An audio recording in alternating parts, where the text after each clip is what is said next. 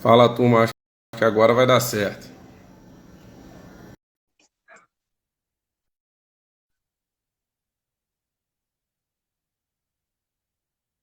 Agora vai dar certo. Vamos, estou esperando, já convidei o Jonas aqui. Acho que ele deve ter recebido o convite. Opa, Jonas, boa noite, tudo bem? Tudo bem? Como é que você tá? Tudo jóia, graças a Deus. Que bom, agora deu certo. Queria primeiramente aí dar boa noite a todos aí que estão participando, que vão entrando. A gente teve um probleminha inicial aqui, já foi corrigido. Então, só manda aí para a galera que tem interesse aí no tema. E, e hoje a gente vai estar falando aqui com o Jonas sobre a parte de lipídios. O Jonas é um grande especialista na área. A gente não teve muito tempo, talvez, de conviver aqui em Piracicaba. Quando eu entrei aqui para o doutorado, ele já estava de saída para os Estados Unidos. Mas eu lembro, Jonas, do dia que a gente prestou prova junto, cara. Acho que era em 2000 acho que 2013, 2014. Na época a gente prestou o doutorado aqui. Aí eu acabei indo para os Estados Unidos para estudar em Madison e você foi para estudar com Adam Locke. Mas eu lembro da gente estar fazendo prova na mesma sala. E eu queria que você contasse um pouquinho, cara, sua trajetória com lípides, né, que você trabalhou bastante desde a graduação e depois aqui com o professor Flávio, com suplementação de ácido graxo para vacas a pasto, e foi um trabalho assim que marcou a história, né? Foi um grande divisor de águas, acho que foi bem legal a resposta que vocês tiveram. E depois aí nos Estados Unidos o doutorado e por fim hoje a função que você exerce hoje a campo aí, só para quem não te conhece saber um pouquinho da sua história. Tá bom. Ô, Gustavo, obrigado pelo convite. Honrado aqui de entrar na live com você. Ah, eu sou natural de Chapecó, Santa Catarina, e fiz zootecnia na UDESC. E, na verdade, comecei a trabalhar com lipídio quando eu estava na UDESC. Foi basicamente, acho que é a única coisa que eu trabalhei na vida. Então, né, fiz com o Flávio algumas outras coisas e o grupo do Flávio é muito dinâmico. Mas na época, quando eu fiz iniciação científica, o Sr. Dimas trabalhava na UDESC.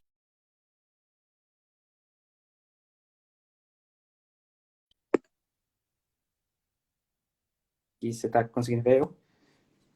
Eu tô conseguindo te Tá. ouvir. Tem uma travadinha. Então, o professor Dimas trabalhava na época com pequenos ruminantes, e o principal objetivo era alterar, eu diria, a composição do leite, principalmente de ovelhas. A gente fez alguns trabalhos com cabra, na época era a época do CLA, e eu diria assim, todo mundo queria saber mais sobre o CLA, né? O Bauman foi quem descobriu e era bem na época que vamos dizer assim, criou o que hoje a gente chama um pouco de nutrição 2.0, que entender que nutrientes não são apenas, vamos dizer assim, moléculas ou building blocks, né, o que você usa na dieta, mas que eles alteram metabolismo específico, né? E o CL é um exemplo perfeito, né? Porque você tem algumas gramas de um ácido graxo super específico e altera 25, 30, 50% da síntese de gordura na glândula mamária. Então, acho que Uhum. foi um exemplo muito claro disso. Então, quando terminei minha iniciação científica, né, decidi fazer mestrado, fui para a Exalc, fiz mestrado com o professor Flávio. Nunca vou esquecer, escrevi o meu professor Flávio quando eu estava para chegar lá, e aí falei para ele assim, eu gostaria, que o professor Flávio, todo mundo sabe, trabalha muito com processamento de grão, e aí eu mandei um Uhum. e-mail para ele e falei assim, professor, se eu pudesse escolher uma área para trabalhar, eu queria continuar trabalhando na área de lipídio. E na época era onde ele Uhum. queria trabalhar, então foi meio que um casamento perfeito. E então trabalhei meu trabalho foi com vaca pasto, olhando vaca início de lactação. Eu acho que tinha muito conceito de que né, pelo nível de produção talvez a gente não veja uma resposta, a demanda metabólica ainda é alta, né? A gente tem uma restrição energética muito grande em animal pasto, e eu acho que foi por isso que a gente viu uma resposta tão legal naquele início de lactação. E o trabalho mostrou claramente que o perfil de ácido graxo é importante, né? A fonte de gordura que você usa. Durante esse período, então, na Exalc, eu tive a oportunidade de vir primeiro para os Estados Unidos, né? A FAPESP, na época, criou aquela bolsa BEP, que é a bolsa de apoio, pesquisa no exterior, alguma coisa assim. Então, eu vim para Ohio, trabalhei com o Jeff Perkins there, e foi nesse período que eu conheci o Adam numa conferência. Ele foi, na verdade, ver meu pôster do meu trabalho de mestrado, e foi assim que a gente começou a trabalhar, ou conversar, né? Então, voltei, ainda tinha dúvidas se vinha para os Estados Unidos fazer o doutorado ou não, então apliquei todo o processo, mas também apliquei na Exalc, e aí, como deu tudo certo aqui, acabei decidindo por vir. Vim em agosto de 2014, terminei meu doutorado comecinho de 2018, então foram um pouquinho mais de 3 anos e meio. Trabalhei bastante com, meio que numa área, vamos dizer assim, tentando entender como suplementar diferentes ou indivíduos, que a gente chama de ácidos graxos específicos, né? Para que vaca, em que estágio, combinar diferentes ácidos graxos. E aí hoje eu trabalho na indústria faz 3 anos e meio. A ideia é, então, como que eu pego alguns desses conceitos e a gente aplica em formulação de dieta de vaca de alta produção. Então, para a Purdue, hoje eu trabalho, do suporte técnico, trabalho com pesquisa e desenvolvimento de produtos ainda. Então, talvez 30%, 40% do meu tempo pesquisa e desenvolvimento, os outros 60% com apoio técnico. E acho que o legal do que eu faço a nossa companhia, ela trabalha com suporte técnico por especialidade, não por área. Então, eu tenho a oportunidade de viajar aos Estados Unidos inteiro, e é muito diferente como você alimenta a vaca em Nova York e a Califórnia. Então, você consegue ver uma gama de dietas e condições, né, em que você pode aplicar tecnologia ou não, né? Então, isso é o que eu faço. Então, meu histórico é todo em lipídio, e trabalhei tanto com animal a pasto no meu mestrado, como, né, com animal de alta produção, confinado no meu doutorado. Legal, não, legal. E eu acho que durante aqui a live a gente vai tentando explorar parte do que você fez aí também. A gente tá... vamos falar primeiro do NRC 2001, como ele trabalhava, né? E depois a gente saiu, né, principalmente da parte do estratetério, e começou a ter as pesquisas com ácidos graxos específicos, né? Entrou o óleo de palma no Brasil, primeiro entrou o Megalac, muito forte, de óleo de soja, né, no Brasil, e aí começou mais a falar em ácido graxo, pelo menos na época que eu entrei na faculdade, em 2007, 2008, que começou o Megalac, começou a falar disso, né? E aí a gente vai abordando, quando você achar que é interessante pontuar, né, depois que a gente abordar o NRC 2001, essa parte dos ácidos graxos, suplementação a pasto e a fonte que você testou aqui no Brasil e o que você trabalhou aí, sinta-se à vontade, vai ser muito interessante. E também, no fim, essa abordagem regional aí das dietas dos Estados Unidos, acho que todos nós temos muita curiosidade. Então, Jonas, assim, o que me chama a atenção, né, quando eu li o NRC 2001, e era uma coisa que a gente sempre discutia muito, primeiramente, ele trabalhava com estratetério, né? A gente sabe das limitações do estratetério, que a análise aí, que usa o éter para separar os componentes solúveis em éter, e não é só ácido graxo que é solúvel em éter, a gente tem pigmentos, outros componentes, né? Então ele tem um erro embutido, e o NRC 2001 trabalhava, né? Ele precisava de uma estimativa de ácido graxo para calcular o NDT, e ele trabalhava com estratetério -1, e esse era um primeiro ponto. E o segundo, que ele usava esse NDT tanto para saber o quanto de energia metabolizável que entrava dentro da vaca, e principalmente para a síntese de proteína microbiana, né, aquela conta que a gente fazia para cada 130 gramas de proteína microbiana para cada quilo de NDT, né? Então esse era um número muito batido, e a gente tinha muito crítica, né, o ácido graxo não fermenta, e acabou vindo, o de gado de corte tentou fazer um ajuste, né, para essa parte aí com dietas acima de 3,9%, de estratetério usar uma outra equação, tentando abater esse efeito da gordura do estratetério, mas ainda trabalhando com estratetério. E Mas aí eu queria saber o seu ponto de vista, né? Com a riqueza de detalhes que você tem aí, né? Quais os coeficientes de absorção que eles trabalhavam para os ácidos graxos no NRC 2001 e a sua abordagem em sua, que é muito maior sobre esse senso crítico seu sobre o NRC 2001. Certo. Não, definitivamente, uma coisa que eu diria assim, incomoda todo mundo que trabalha com lipídio, né, é essa questão do extrato etéreo, né? Então, se a gente pensar o extrato etéreo, como você falou, ele remove todas as substâncias que são solúveis em éter, né? Então, se você submete uma planta, por exemplo, os pigmentos, né, que são geralmente são lipossolúveis, ceras, né, que você tem na folha da planta, que é o que impede quando você, água, por exemplo, entrar diretamente na planta, tudo aquilo acaba contaminando seu extrato etéreo. E baseado nisso, você calcula um valor energético, que a gente sabe que não tem o mesmo valor energético que a oxidação completa de ácidos graxos.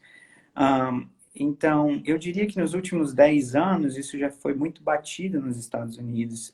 Tanto é que hoje os principais laboratórios que a gente manda a amostra, todos eles têm curvas muito bem definidas para NIRS, para estimar tanto o ácido graxo total como perfil, né? Diferentes laboratórios trabalharam, e assim, quem trabalhou com NIRS sabe, NIRS é tão bom quanto a curva que você desenvolve, muito bom para trabalhar com substâncias orgânicas, as substâncias inorgânicas não, mas lipídios, e na época que eu estava em Michigan, a gente fazia um pouco de cross-validation, validação para alguns laboratórios, por causa que o laboratório do Adam é uma referência, e eu sou muito confiante nas análises com NIRS, né? Desde que você tenha uma curva robusta, uma curva legal, é importante trabalhar. Então, eu diria que o NRC traz esse conceito de mudar, né, de falar sobre ácidos graxos muito mais claro, né, no NRC novo, comparado com o de 2001. E como você falou, esse cálculo, né, mas claro, como o NRC, né, ele é uma referência, eu diria, global, eles ainda tiveram que desenvolver, vamos dizer assim, um cálculo para que, em determinadas partes a gente não usa extrato etéreo, né? A gente ainda usa extrato etéreo, perdão. Então, eu tenho que estimar o valor de ácido graxo. Então, a gente sabe que aquele coeficiente, aquela relação entre ácido graxo para vamos dizer assim, os compostos lipossolúveis, ele varia dependendo do ingrediente que você está trabalhando. Claro que forragem vai ter um coeficiente menor, grãos vai ter um coeficiente maior. Então, acho que o que é legal que o novo NRC traz é esse update na library e essas equações que são desenvolvidas especificamente para grupos de alimentos. E como o NRC ainda não está disponível, se alguém tiver interesse, eles publicaram um paper ano passado no Journal of Dairy Science sobre isso, então traz lá, né, os diferentes, vamos dizer assim, coeficientes, e são esses coeficientes que eles estão usando no modelo. Então, minha sugestão é sempre analise ácido graxo, né, se você tiver a oportunidade. Claro que eu não sei, estou falando aqui sem saber custo, mas, né, acho que analisar extrato etéreo tem um valor muito pequeno, mas se por causa de custo você decidir analisar extrato etéreo, acho que as equações novas do NRC são muito mais alinhadas com a variação normal entre compostos, entre ácidos graxos e outros compostos em alimentos, do que usar aquela equação geral onde você só desconta um fator que, né, para a maioria dos ingredientes, nunca aquele valor foi, não sei como eles chegaram naquela equação, mas não é nem perto do que né, aquela equação totalmente inadequada, vamos dizer assim, mas era talvez o que tinha que trabalhar na época, né? Claro que a gente está pensando comparando com algo que foi feito 25 anos atrás, né, provavelmente, então aquela disponibilidade de informação também não era, e o refino dos equipamentos que a gente tem hoje não é o mesmo, então, né, acho que essa é uma área de avanço importante no novo NRC. Não, legal. Acho que no antigo até eles trabalhavam com três coeficientes de absorção, né? Para, se eu não me engano, três fontes de ácido graxo diferente. E nesse novo, conforme você disse, eles já vêm com 11, com coeficiente de absorção para 11 alimentos, né? Diferente aqui, a digestão no trato total. E esse foi um ganho, eu acho que, conforme você disse, né? Bem interessante ter mais alimentos, né? Com esse coeficiente de absorção, permitindo você ser mais assertivo, né? E uma das dúvidas assim, que o pessoal tem muito aqui para trabalhar, sabe, Jonas, é essa parte dos ácidos graxos insaturados, né? Quanto que eu posso usar para não prejudicar o teor de gordura do leite, né? Claro que isso aí depende também da dieta, se ela está mais quente, vamos dizer assim, acidogênica ou não, para manifestar isso. A gente sabe disso, né? Porque em dietas que não usa tamponante, que está usando grão úmido, tudo isso pode potencializar o efeito da gordura insaturada, né? Vamos dizer assim. Então, assim, tem alguns dados aí do Dr. Jenks, né? Algum número que ele trabalha, que eu queria explorar você nesse sentido aí, se você trabalha com esse indicador. Tá. Eu só vou fazer um comentário, então, só para complementar Uhum, nos coeficientes de claro. digestibilidade. Então, né, o NRC tem esse avanço de determinar o conteúdo de ácidos graxos versus estato e um dos pontos principais, eu diria, que o novo NRC vai trazer, é esses coeficientes de digestibilidade que você falou. O NRC antigo tinha 3 coeficientes de digestibilidade para ácidos graxos, né? Um geral e 2 para sabão cálcio e uma para gordura hidrogenada. E eles foram revistos e isso influencia bastante. Se você pegar, ele vai influenciar muito no valor energético final. Por quê? Porque se você comparar o valor basal, né, numa dieta basal, vamos pensar sem eu adicionar lipídios de uma fonte, né, sem gordura adicional, né, só a quantidade de lipídios que eu tenho na minha dieta basal. O TIG-NRC estimaria uma digestibilidade intestinal de 92%. O NRC de 2021, a digestibilidade basal vai ser 73%. Né? E Uhum, por que mudou tantos? Por que mudou 20 unidades? Né? Porque havia muito erro de metodologia em como se determinava. Né? De novo, voltando atrás do uhum, extrato etéreo, né? Se você usar extrato etéreo como seu marcador, ele superestima a sua digestibilidade. E então, o uhum, novo NRC ele corrige isso, né? Traz um uhum. número que a gente sabe é muito mais aceitável. Mas, ao mesmo tempo, ele traz um conceito de toda vez que a gente fala que lipídios tem 2,25 mais energia que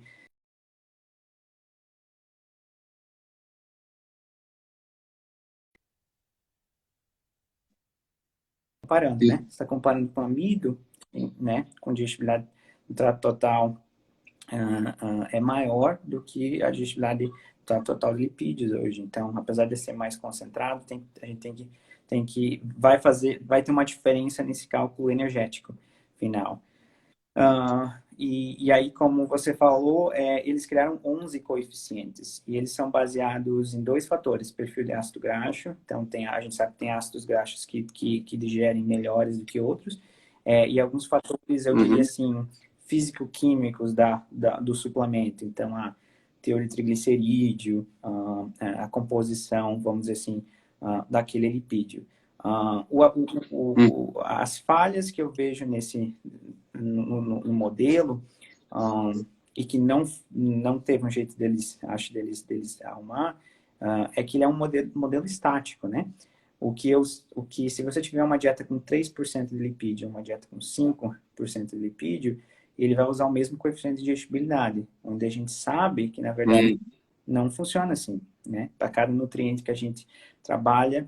E aí, tudo bem, tem um ajuste no cálculo, se você vê depois, em função de consumo, na digestibilidade de todos os nutrientes, mas especificamente lipídios, a gente sabe que não apenas vamos dizer assim, o outflow, a quantidade total de ácido graxo influencia a digestibilidade, mas como também o perfil. Então, isso é uma parte que vai ser criticado, com certeza, e que provavelmente, né, a gente vai ouvir falar. Esse é uma das falhas que a gente sabe que biologicamente não faz sentido, mas quando você está botando um modelo junto, você tem que fazer o modelo funcionar. Então, biologicamente isso não faz sentido, ter esse modelo estático, mas é um avanço, mas né, essa vai ser uma limitação do coeficiente de digestibilidade. Voltando à sua questão sobre o Jenkins, eu não sei traduzir, não sei o termo que a gente usa no Brasil, né? Deveria saber, mas não sei. Aqui a gente usa esse termo do RUFO, né? Que é, vamos dizer assim, a soma dos ácidos graxos insaturados. Então, RUFO, né? E não sei se você tem alguns softwares de formulação tipo MTS que vai ter esses parâmetros, por exemplo, NDS. São dois softwares, por exemplo, que usam isso. Eles usam esse conceito do RUFO, que é basicamente a sua soma das insaturações, né?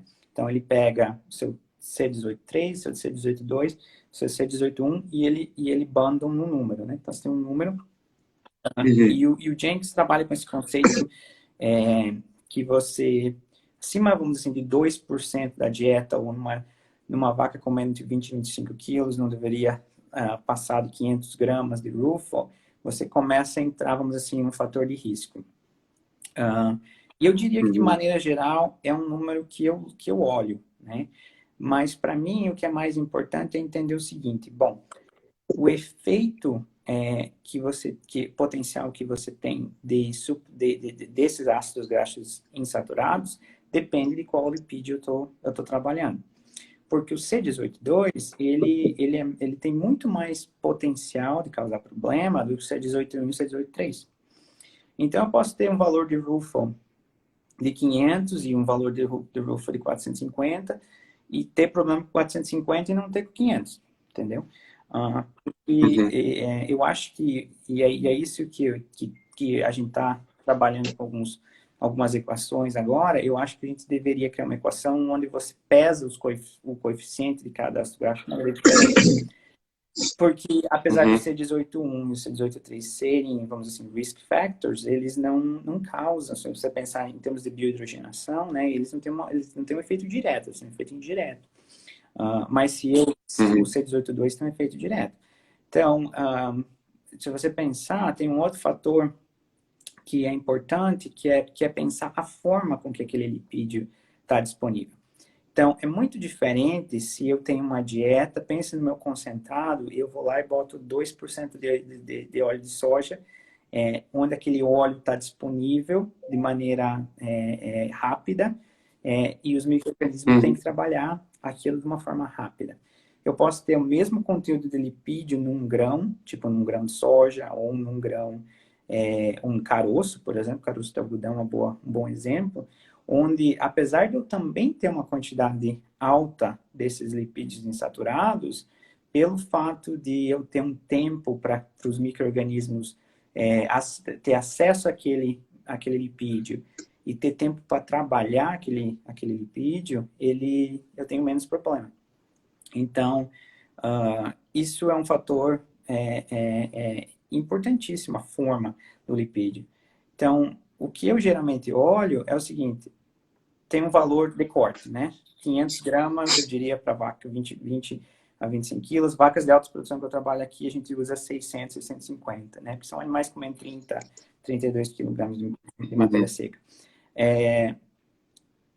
Quando eu estou acima daquele valor, aí minha segunda questão é, primeiro, da onde está vindo os meus ácidos graxos insaturados.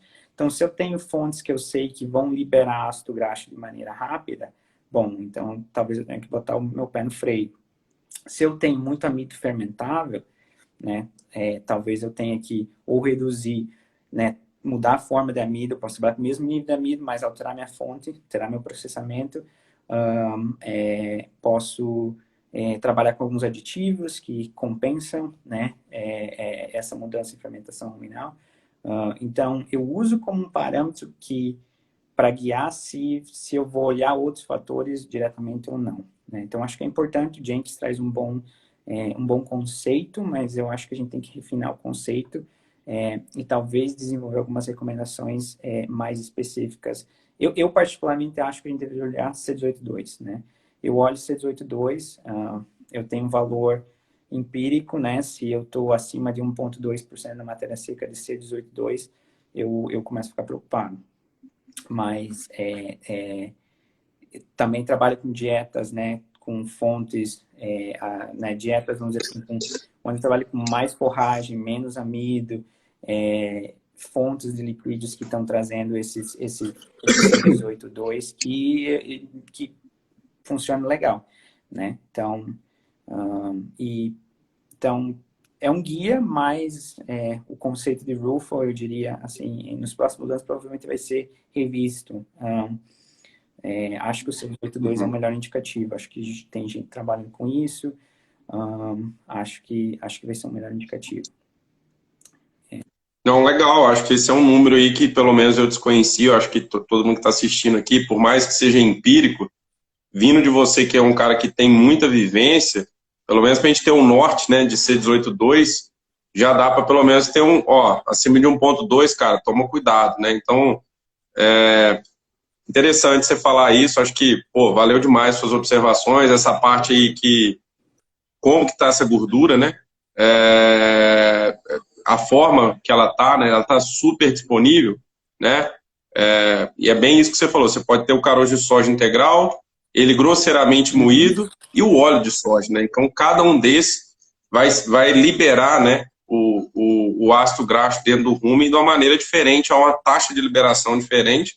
E quanto mais lento, dá tempo ainda das bactérias terem uma biohidrogenação mais rápida, né?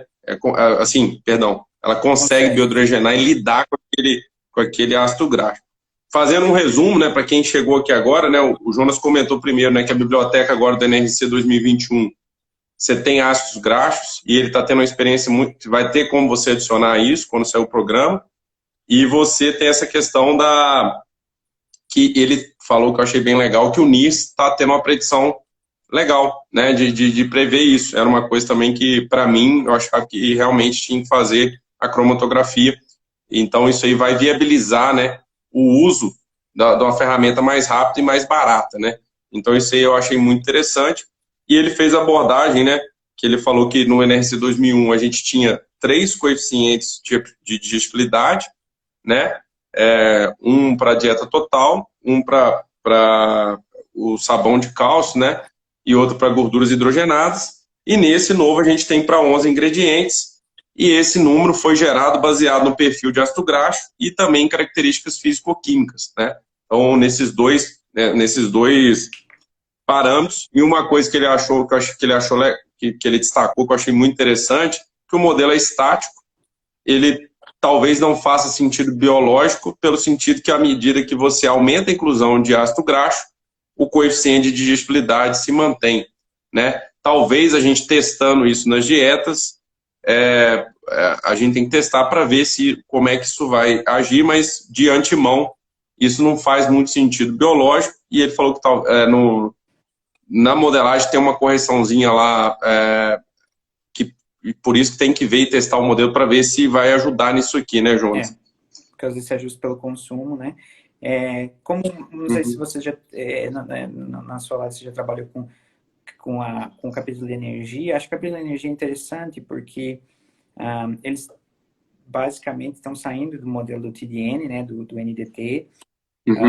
E acho que um ponto principal, que foi até um brasileiro que trabalhou com isso, foi o Rodrigo, que trabalhou com o Mike Venerhard, em Michigan, foi essa nova equação de consumo, que a gente sabe o que acontece, quando você tem animais que comem mais, a digestibilidade cai naturalmente, porque a taxa de passagem aumenta.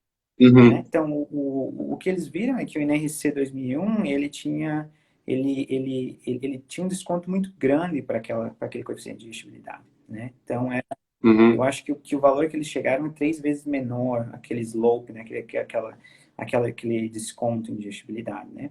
Então, a parte de energia é bem legal, né? Tem essa compensação. Mas, por outro lado, você tem energia de mantença, que também está mudando, né? Você aumentou 25% o custo de energia de mantença. Então, de novo, vai ser legal trabalhar com o modelo e ver como se ele é realístico ou não, né?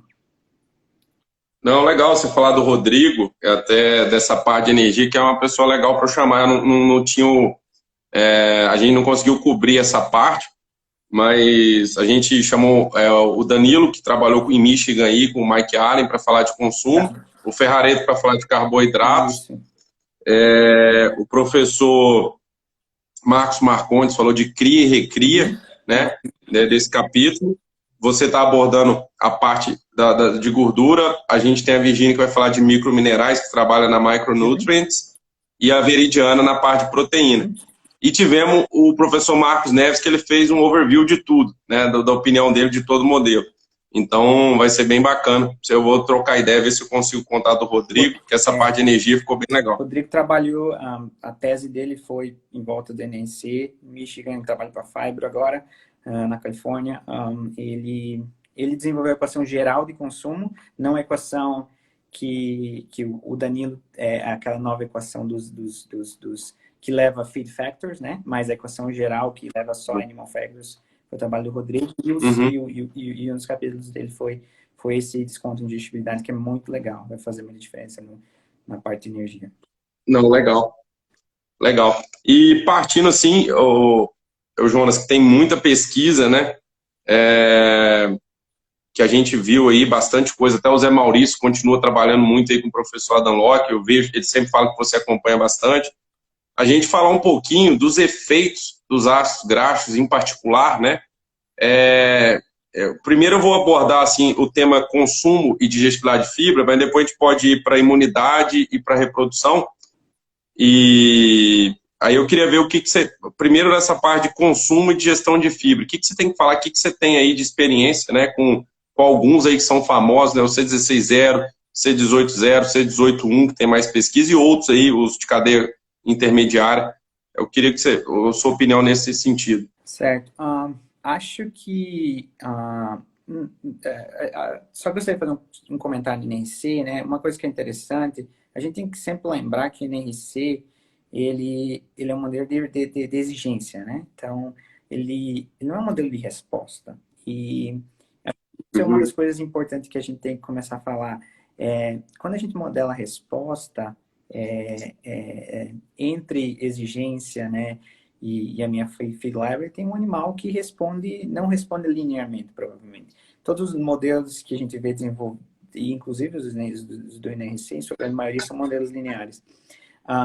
Então, na parte de lipídio, né, tem esses avanços, mas não tem nada... Eles vão falar no capítulo sobre efeito em performance, mas acho que ainda tem um pouco de discussão naquela equação que vai predizer produção de gordura do leite, né, quais são aqueles fatores que eles vão manter naquela equação, se eles vão manter ou não na edição final da NRC.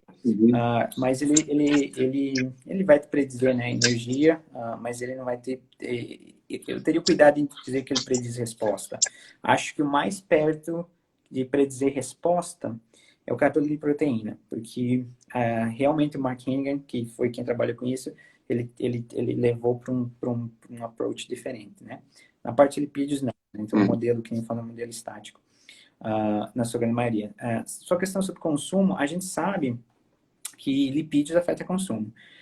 De maneira geral, os lipídios saturados, eles têm um efeito basicamente nulo em cima de consumo. Então, C16, C18, se você pegar na maioria da pesquisa, você vai achar estudos em que deprimiu, estudos que aumentou, mas se você pegar na maioria, e a gente tem uma meta-análise que acabou de sair no Dairy Science sobre isso, trabalhei com o Adam e com o Zé Maurício, você vai ver que ácido graxo saturado, tanto C16, C18, não tem efeito em consumo. Né? Eles são, de maneira geral, vamos dizer assim, inertes em termos de efeito de consumo. Ácidos graxos insaturados é outra história. Eles deprimem consumo a um certo...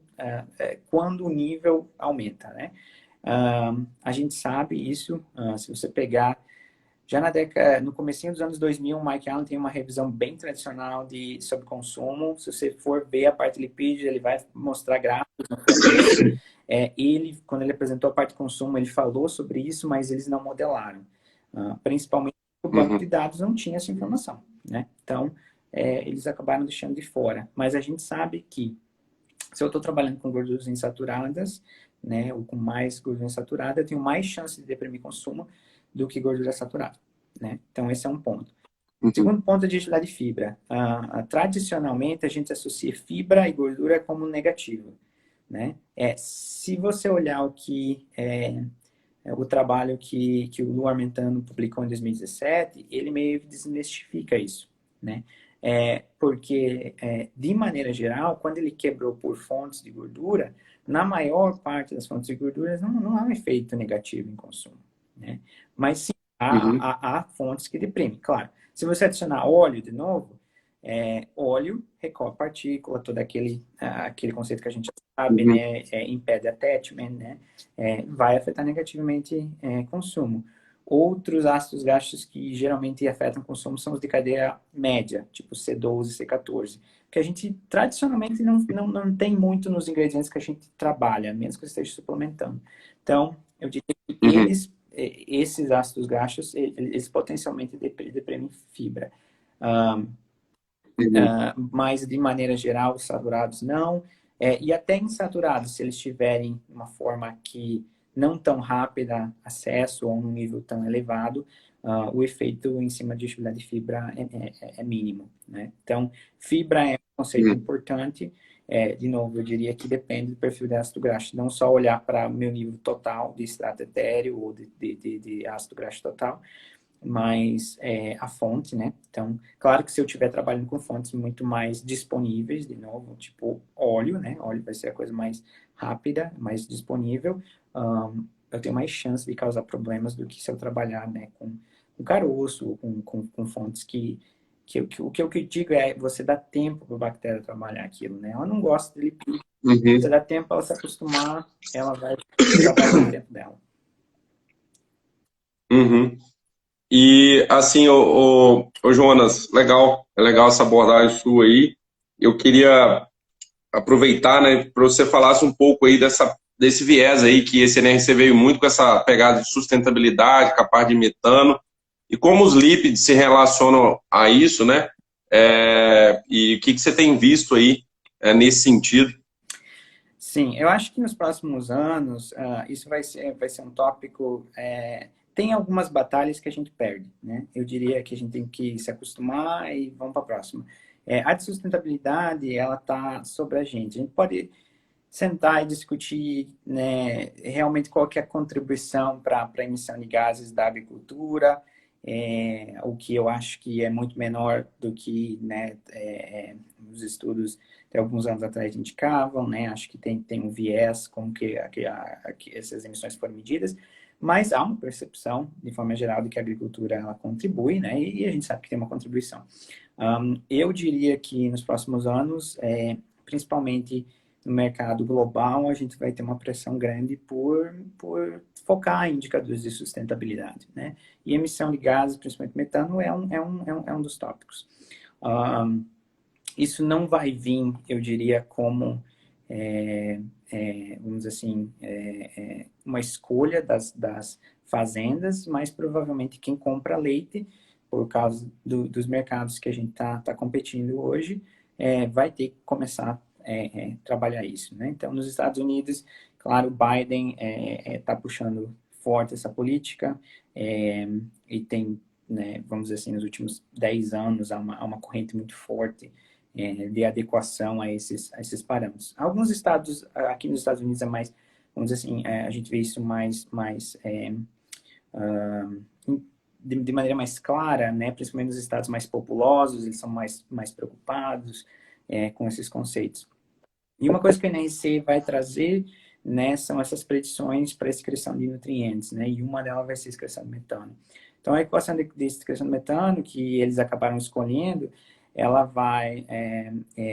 de novo, a gente tem que pensar como a gente interpreta aquele valor. Então, o que eles estão estimando, que eles mostraram, né? Talvez tenha outros parâmetros que o modelo vai gerar, mas é a produção total do metano.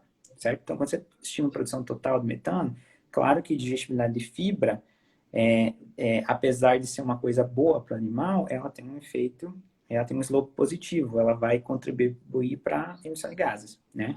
Então, eu acho que o conceito que a gente tem que tentar trabalhar apesar de fibra, porque alguém pode olhar e dizer assim, então a gente tem que diminuir a ingestão de fibra para estar contribuindo para metano. Não, né? A unidade total você vai aumentar.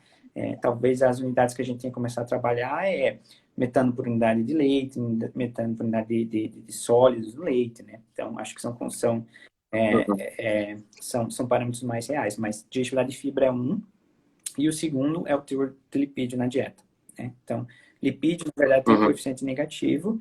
À medida que você alimenta vacas com níveis maiores de lipídios, você tem uma melhora na produção de metano. Então, se você olhar pelo slope que eles apresentaram, que ainda pode mudar, né? Que até dezembro eles ainda podem fazer ajustes, eu estimei que para cada unidade, provavelmente de lipídio adicional, vai haver um decréscimo de 5 a 6% na produção de metano. O que ainda gerou uma brincadeira, né, dizendo assim, então se eu alimentar vacas com 20% de lipídio, eu elimino o problema de metano. Mas, de novo, dentro dos níveis que a gente trabalha. Então, isso é um ponto importante, eu diria, para se considerar, né, principalmente em dietas que eu trabalho com altos níveis de forragem, dietas a pasto, né, que suplementar lipídios tem esse benefício. A gente pode discutir por quê, né? Tem uns trabalhos que vão mostrar efeito em consumo, efeito sobre fibra. Eu diria que tem um efeito simplesmente por você alterar o que você falou no começo, né? O teor de matéria orgânica fermentável no rumen, né? A gente sabia que aquele 13% de NDT não estava certo, porque não deveria considerar lipídio. Às vezes, nesses estudos, quando você suplementa lipídio, geralmente você tira carboidrato, né? Então, é claro, quando você desenvolve uma equação, tem todos esses fatores para considerar. Mas, claro, né, tem gente que vai defender, você trabalha com lipídio, se o animal está biohidrogenando, ou se as bactérias estão biohidrogenando, elas vão precisar hidrogênio, então pode ser um hydrogen sink, né, que a gente chama, né, vai utilizar hidrogênio. Então, tem vários fatores que podem explicar, mas esse é um ponto interessante, que eu diria, em termos de sustentabilidade, alimentar animais com dietas mais altas em lipídios vão gerar, vamos dizer assim, uma produção de metano menor. Essa é uma unidade que você fez referência, cada uma unidade de ácido graxo, porcentagem de ácido graxo, ácido graxo, né? Isso. Reduz 5 a 6% de metano. Isso. Beleza. Só para deixar claro para ninguém. Isso, baseado na equação que eles apresentaram, né? Mas espero que eles, né, não mudem a equação, mas essa foi a equação que eles apresentaram, né? Eu fiz um cálculo rápido, né? Seria mais ou menos. Não, pelo menos é legal. Mais ou menos seria o efeito. Uma outra coisa que eu queria perguntar, assim, você teria só uma abordagem geral, né, da parte de imunidade e de reprodução, se você vê algum avanço aí na pesquisa de ácidos graxos específicos, né, que a gente possa tentar atuar só para deixar claro aí o que tem de novo nessa temática. Certo. Imunidade, né? Então, a gente tem ácidos graxos que eles afetam, vamos dizer assim, o sistema imune de forma direta, e eu diria que são os ômegas, né? Os ômegas 3 e 6. Então, ômega 6, por exemplo, o linoleico é um ômega 3, apesar dele ser problemático para o rumen, ele ativa o sistema imune. Então, ele é um que a gente chama, ele é um pró-inflamator, né? Ele ativa o processo de inflamação. E é bem legal a pesquisa que foi feita há alguns anos, principalmente na Flórida, indicando que, principalmente se você vai suplementar a vaca no pré-parto,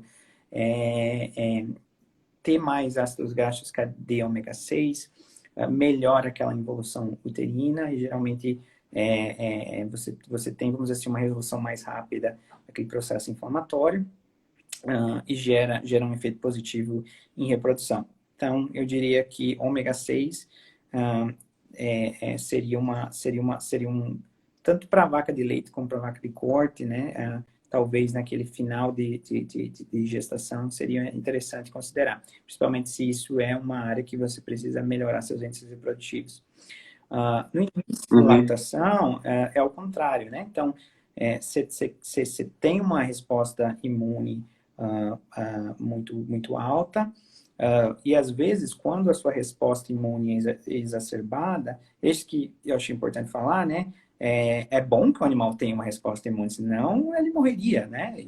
Eu quero que o sistema imune responda também se eu tiver, se eu tiver uma infecção, mas é aquele nível de inflamação, né? Então, quando o nível de inflamação é alto, né, você pode ter efeitos negativos.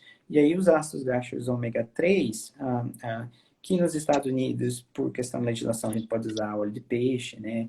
Alguns desses, vamos dizer assim, óleos marinhos, né? São fontes riquíssimas, né? No caso do Brasil, provavelmente linhaça é a principal a fonte que você pode trabalhar. Mas vamos dizer assim, esses dois ácidos graxos, ômega 6 e ômega 3, essas duas classes, eles têm um efeito direto. E aí você tem o que eu chamo de efeito indireto, né? Que de uma forma geral é uma coisa que eu trabalhei no meu doutorado e eu acho que é interessante. Bom, o nível de inflamação, ele de certa forma está relacionado com aquele manejo que eu tenho no meu período de transição, né? E a gente sabe que animais que ou ele tem um score corporal muito alto quando ao parto, ou que consequentemente tem uma perda de condição corporal muito alta nas primeiras 3, 4 semanas, são os animais que eu vou ter problema, né? Uma das coisas que a gente trabalhou e que a gente achou bem interessante e que nos próximos anos a gente vai escutar bastante é sobre ácido oleico. Então, ácido oleico é um ômega 9, né? Ele não tem um efeito direto sobre o sistema imune, mas é bem interessante os trabalhos que estão vindo mostrando que o ácido oleico ele tem um efeito direto sobre o metabolismo de insulina. Então, se você olhar, tem alguns trabalhos com ratos, e pensa assim, as dietas mediterrâneas que a gente fala, com muito óleo de oliva, o óleo de oliva tem 87% de ácido oleico. Né? Então, eles são... ácido oleico tem uma relação muito legal com o metabolismo de insulina. Ao ponto que ele reduz, vamos dizer assim, a resistência à insulina, ou melhora a sensibilidade à insulina. Bem similar com o efeito do cromo, por exemplo, né? Então, se você pegar cromo, é usado em algumas dietas de alta produção por causa disso, o ácido oleico tem isso. O Adam tem um estudo muito legal, que só publicou dados preliminares, que pegaram vacas e começaram a infundir ácido oleico, eles tinham que ter certeza que era ácido oleico, então eles infundiam no abomaso níveis de ácido oleico, e daí eles coletaram uma amostra de tecido adiposo, e eles viram melhora na sensibilidade à insulina, e que o tecido adiposo das vacas que receberam ácido oleico, ele era, vamos dizer assim, de uma maneira geral, a taxa de lipólise era muito menor, era em torno de 40% menor.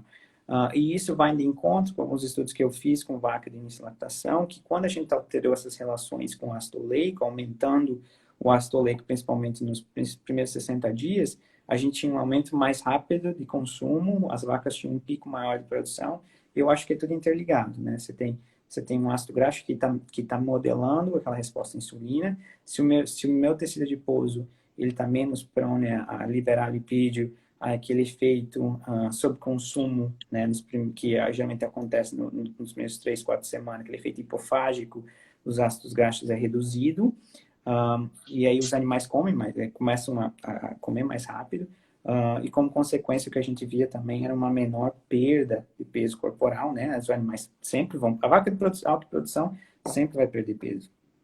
Mas é quanto peso que ela deve perder, né? Então a gente viu um efeito bem legal quando a gente estava alimentando, que a gente não sabia exatamente qual que era o efeito metabólico.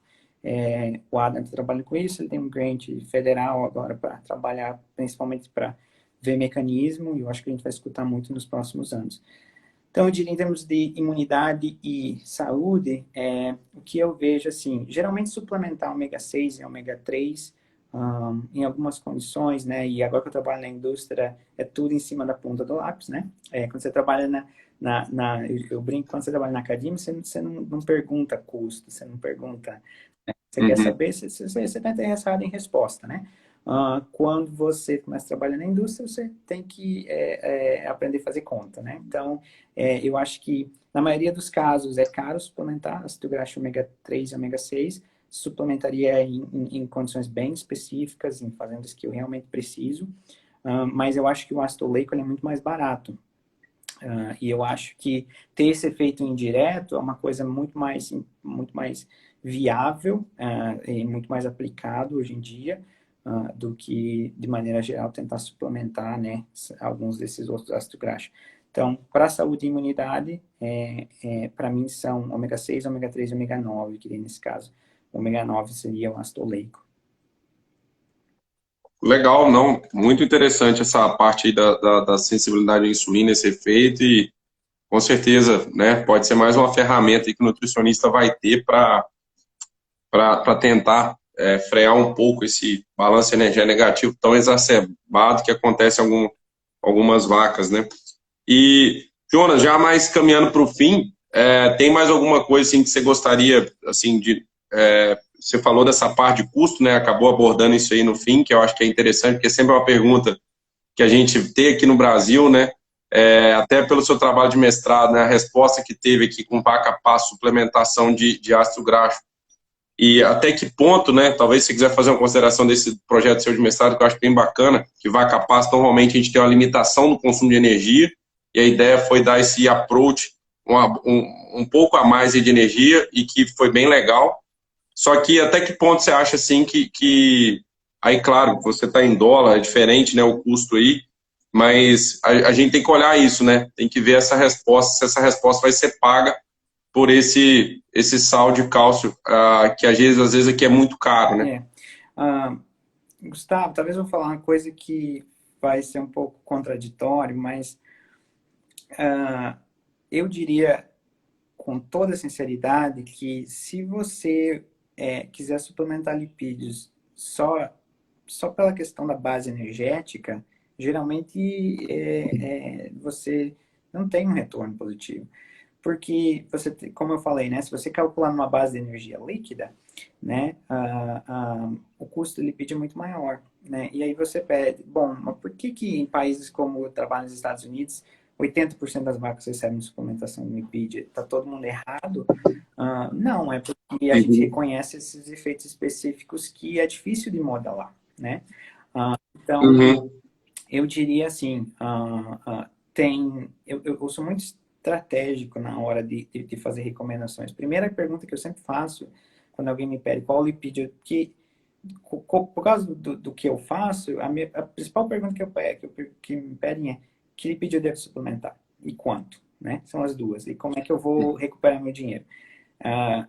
A minha primeira pergunta de volta é qual que é o seu objetivo? O que você está atrás? Né? E eu acho que isso é importante.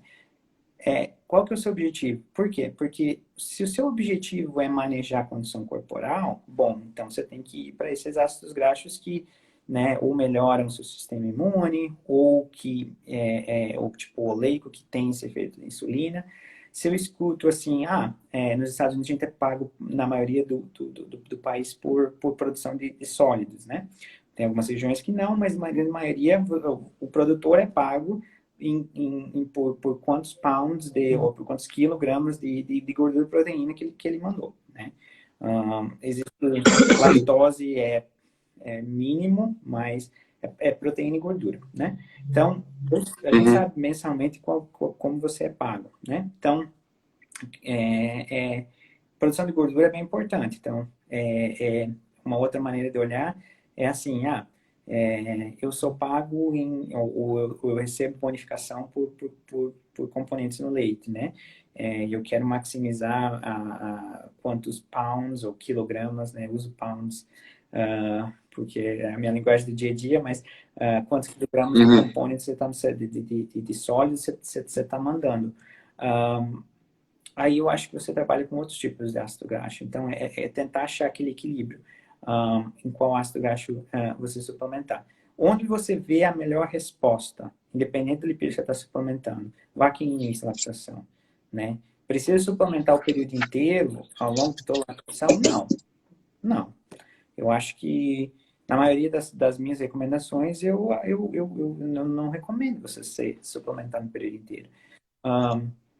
Mas aí entra um outro fator, né? Fazendas, como é que você agrupa a vaca, né? Você tem uma dieta fresh, que vai Uhum. ser aquele primeiro início, você tem uma dieta de alta e uma dieta de baixa, você tem uma dieta total para todo o rebanho, você suplementa especificamente, então tudo isso entra em manejo, né? Então, a gente tenta incorporar essas recomendações dependendo do manejo que você tem, né? Então, eu diria assim, eu gosto de trabalhar mais oleico no início da lactação, menos palmítico. Acho que você tem uma resposta boa com palmítico, principalmente se você está procurando leite corrigido para gordura, até, vamos dizer, 150 dias de lactação. Depois disso, hoje, por causa de custo, eu não suplementaria, né? Eu trabalharia com, a não ser que você tenha algum objetivo específico, né? Tô precisando recuperar mais condição corporal, meus animais estão muito magros, né? Não quero que... você pode fazer isso através de amido, você pode fazer isso através de ácido específico. Acho que o seu melhor retorno está naqueles primeiros 150 dias. Isso quer dizer que você não vai ter retornos na segunda parte da lactação? Não, mas o seu retorno diminui. Então, o que eu Uhum. faço essas curvas, né? Então, eu acho que também a pessoa pode adaptar para o Brasil. Fazer essas curvas e como eu sou pago, você faz uma simulação, né? Esse é o preço do leite, esse é a minha bonificação por produção de gordura. Então, o que acontece se eu aumentar 2 quilos de leite e 2 unidades de gordura? Então, meu benefício é 50, sei lá, né? 40 centavos. O meu custo é Y, né? E as minhas recomendações são baseadas nisso. Acho que na maioria dos casos, depois dos 150 dias, no melhor das hipóteses, você está empatado ali. Mas vejo que no início da lactação Uhum. tem bastante benefícios. E vaca a pasto, eu diria que o benefício é melhor ainda no início da lactação, porque aquela restrição energética é maior. Ah, não, eu não tive muito tempo de olhar a nova equação que vai estimar energia vamos dizer assim, do animal andar, né?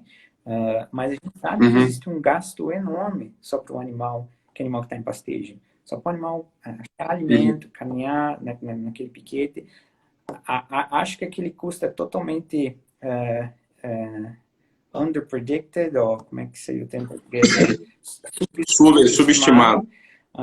Talvez agora o novo NRC desminta isso, mas acho que tem um custo energético enorme. E acho que ali, e principalmente em vaca de lactação, quanto de peso suplementar? Eu acho que 250 gramas de um bom suplemento é suficiente para você ver uma resposta legal.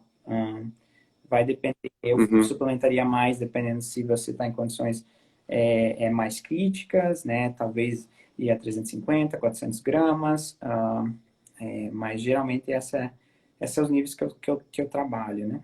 O que eu sugiro. E aqui, eu trabalho com fazenda orgânica, né? Que tem essa questão do pastejo, né? O principal problema deles é realmente aquele início da lactação. Animal ao pasto perde um monte de peso, então é onde a gente vê a melhor resposta. O sistema orgânico aqui, eles têm uma parte do ano que eles pastejam, uma parte que daí eles estão confinados, né? Então, a gente vê menos benefício quando eles estão confinados, mais benefício quando eles estão em pastejo. Uhum. Mas é aquela E você falou aí de pôr mais oleico e menos palmítico, né? Isso, Nesse período aí. isso. E qual fonte que você tem aí que tem essa mistura legal? Então, o que é boa pergunta. Então, óleo de palma, ele e até a gente pode comentar, né? Teve alguns tempo atrás essa questão do Buttergate na Canadá, né? Que os canadenses ficaram meio contra suplementação de ácido palmítico, né? Porque alterar as características do leite. Acho que é um exemplo do poder das redes sociais e da falta de dados, né? E de entendimento. Mas quando você pega o óleo de palma, por que o óleo de palma é tão usado, né? A indústria que a gente trabalha, feed industry, usa em torno de 5% do óleo de palma do mundo, né? Os outros 95% né, processamento de alimentos, é indústria química, farmacêutica, tudo. Porque quando você olha do perfil, ele tem em torno de 50% de ácido graxo saturado, que a maioria é palmítico, e 50% de insaturado, que a maioria é oleico. Né? Então, você faz um sabão de cálcio de óleo de palma, você vai terminar com o seu 45%, 50% palmítico, seu oleico em torno de 35% a 38%. É bem comum. Né? Nos Estados Unidos, a gente tem um outro tipo de suplementos que a gente chama de Prill, que basicamente, se você pegar o óleo de palma e você está processando para algumas indústrias, tipo indústria alimentícia, e você usa um processo que a gente chama de fracionamento, que nada mais é do que você pegar um lipídio, uma fonte de óleo, você bota esse óleo a diferentes temperaturas, por causa do ponto de fusão, ele separa os lipídios. Né? Então, você consegue separar lipídios. Então, por exemplo, tem a indústria de sabão, soap, né, de sabão, detergente, é muito oleico. Então, eles começaram a criar esse resíduo alto em palmítico. Então, eles criaram um suplemento, que eu sei que também tem no Brasil, que é alto em palmítico. Né? Alto que eu digo, 80%, 85% de palmítico. Então, esses são os dois principais suplementos que a gente tem para trabalhar aqui. O que eu trabalho? Combino os dois. Você trabalha, você traz o seu oleico através de um sabão de cálcio, você traz o seu palmítico através de um Prill. E eu altero a relação deles, né? Você trabalha com mais sabão, menos Prill no começo, e depois você altera, né? Essas relações. Então, essa é uma maneira mais fácil de você conseguir. A empresa que eu trabalho, claro, a gente usa alguns desses conceitos e cria um produto só. A gente tem produto que a gente chama de blended, né? Que já é pronto. Tá bom, você quer trabalhar com essa relação aqui, porque essa relação aqui é que a pesquisa está mostrando que você deveria alimentar. Bom, então você cria um produto. Você pode trabalhar com dois, mas como em fazenda é muito ruim você ter dois ácidos graxos, duas fontes de lipídios, você cria um produto só. Então, a gente tem essa... Então, isso parte do que eu desenvolvi em termos comercial. Então, essa é a maneira mais fácil. Realmente, não trabalho muito com esteárico, principalmente porque eu acho que você já tem uma quantidade de esteárico grande, apesar de você alimentar todos esses ácidos graxos insaturados pelo processo de biohidrogenação, você vai ter muito ácido graxo insaturado e a maioria esteárico. Então, acho que a resposta a esteárica é menor do que dos outros ácidos graxos, mas essa é a principal maneira que eu trabalho aqui. Acho que no Brasil, né, o óleo de palma, o sabão de cálcio de palma é uma ótima opção. Se você tiver acesso a suplementar de palmítico, você pode tentar trabalhar com algumas dessas relações. A gente tem papers publicados, a gente mostrou como é que a gente chegou naquelas relações, né? Não é um segredo industrial, né? Você pode olhar esses trabalhos e tentar copiar aquelas combinações. Não, legal. Não, fantástico aí esse blend aí, eu não conhecia esse produto criado e aí com certeza, isso aí, um produto só evita mais erro na fazenda, né? Exato. Na hora de misturar com a dieta. E, cara, fantástico, acho que essa abordagem de gordura que você fez aí, não ficar olhando só a parte da energia, é muito do que se está trabalhando, por exemplo, com metionina, que antes o pessoal ficava em resposta de proteína do leite e resposta em leite, e hoje você fala da ação nutracêutica e de imunidade da metionina, como atuar, né, talvez dar uma reduzida em cetose, ajudar na reprodução, melhorar a qualidade de embrião e parte imune. Então, assim, esse que é o que é interessante também, quem está assistindo aqui, ver o ganho, o bônus que tem no pacote tecnológico, não olhar só na parte produtiva, né, vamos dizer assim. Então, isso aí é bem interessante. Cara, eu acho que, eu não sei, se tiver mais alguma coisa, eu acho que a gente conseguiu falar de muita coisa, eu aprendi demais aqui com você hoje, fico feliz, a gente só tinha se encontrado na Discover Conference de fibra, hoje deu pra gente aprendi demais, né, pela ser a sua área de expertise, muita coisa que clareou para mim, fiz um resumão aqui, a hora que eu tava com a cabeça baixa, que eu tava anotando, porque foi muita coisa legal, e até falar pro pessoal aqui, se não tiver problema, João, se você tiver esses artigos aí que você achar mais interessante, você me enviar até um grupo que a gente criou de discussão, de nutrição, aí eu já ia até pular para a galera dar uma olhada sobre essas coisas adicionais, né, que o NRC fez uma revisão, tem também no livro, quem quiser ver, mas algo mais novo aí que você tenha dessa questão aí da suplementação do ácido graxo específico, né, vai ser interessante. E é isso, cara, muito obrigado aí pela sua atenção, pela disponibilidade de tempo, depois do seu serviço, de vir aqui compartilhar esse conhecimento para nós aqui, tá bom? Pô, não, brigadão pelo convite. Pô, aqui ainda é 5 da tarde, então ainda não é tão tarde, não. E, não, eu vou te mandar alguns para você disponibilizar, pessoal. Tem duas meta-análises que acabaram de sair, acho que elas não estão só impressas. Uma olhando com resposta em sabão de cálcio de óleo de palma, uma olhando em pre-use. O pessoal tem uma ideia de qual que é a resposta, né? Acho que tem que ter um pouco de cuidado quando a gente interpreta a meta-análise, mas do jeito que eu vejo né, de uma maneira geral, qual que é a média na resposta, né? Então, acho que dá, e aí eu te mando também, né, um pouco sobre essa parte de combinações, vamos dizer assim, né? Acho que é uma área interessante, que nem falei, talvez no próximo NRC a gente vai ter um modelo mais robusto em termos de lipídios, em termos de resposta, né? Acho que tem melhoras, com certeza, mas cria mais espaço para acho que esse é o objetivo do NRC, né? Ele cria vamos dizer assim, boundaries, um ground, né? E daqui para o que a gente tem que trabalhar nos próximos anos, né? Então, acho que parte de lipídios tem avanços importantes, mas, como eu falei, acho que quando a gente está trabalhando no campo, tentar mudar um pouco desse modelo só de exigência, né, e pensar em modelo de resposta, que não é o que o NRC tem, né? Não é um modelo de resposta para lipídios. Então, trabalhar com esse conceito de modelo de resposta, ao invés de modelo de exigência, acho que vai ser o principal avanço que a gente vai ver nos próximos anos, né? Existe muita gente tentando ir nessa direção. Acho que esse é o ponto. Obrigadão. Não, valeu. Acho que, só ressaltando esse ponto que você falou, né, isso foi muito discutido na conferência, essa questão do modelo de exigência e de resposta, né? Muita gente ficou, igual colina, a gente sabe que já é um aditivo que a gente está usando demais, e assim, a mesma coisa, a vaca sobrevive sem colina, mas se suplementar, beleza, vai ter essa resposta.